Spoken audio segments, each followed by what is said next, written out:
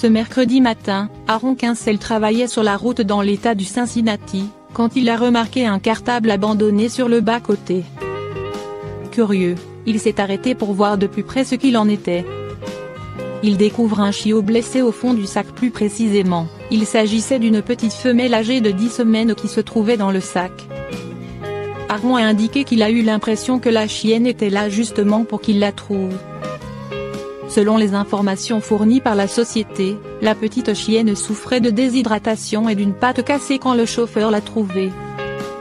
Une belle histoire entre la chienne et la société. L'adorable chienne est maintenant soignée par un vétérinaire.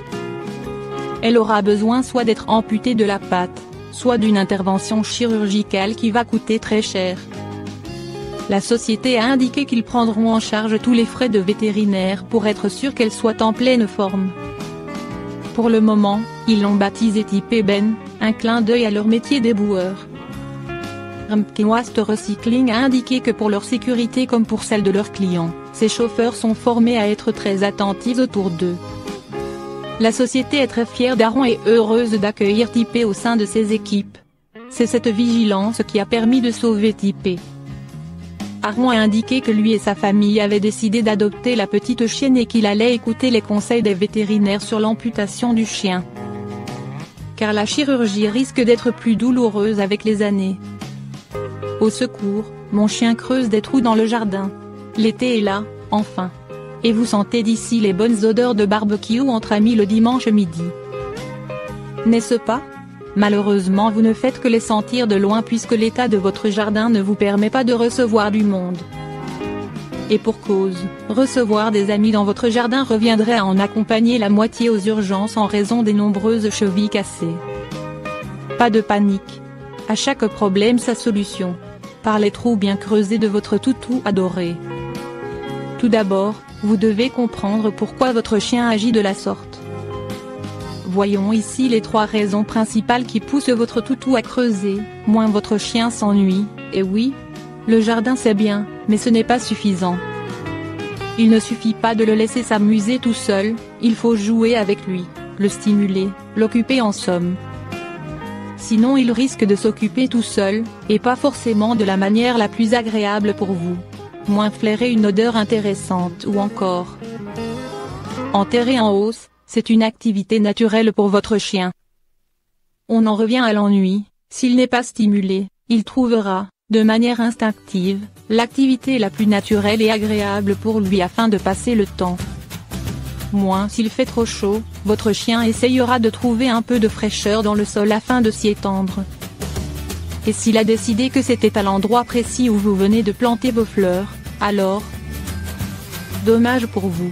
Nos conseils si votre chien creuse des trous. Passons maintenant à la révolution de ce fléau que beaucoup de maîtres rencontrent. 1. Tout d'abord, veillez à bien respecter les besoins de votre chien.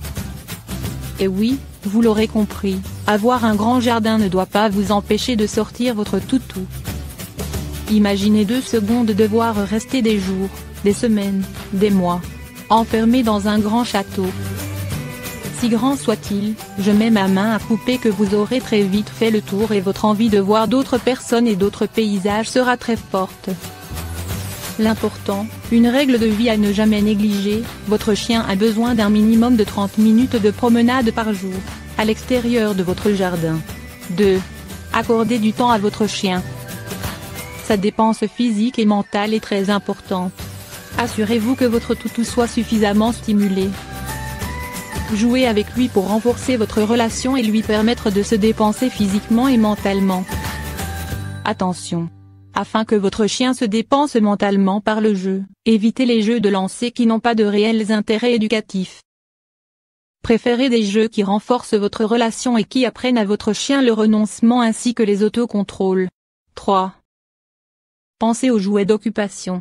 Il en existe plein qui ont pour avantage d'occuper votre chien et de lui permettre de fixer son attention sur quelque chose que vous avez choisi. Un jouet d'occupation, qu'est-ce que c'est ? Cela peut être une bouteille en plastique remplie de friandises. Ou encore des jouets conçus spécifiquement pour cela avec des trous à l'intérieur pour y glisser des friandises.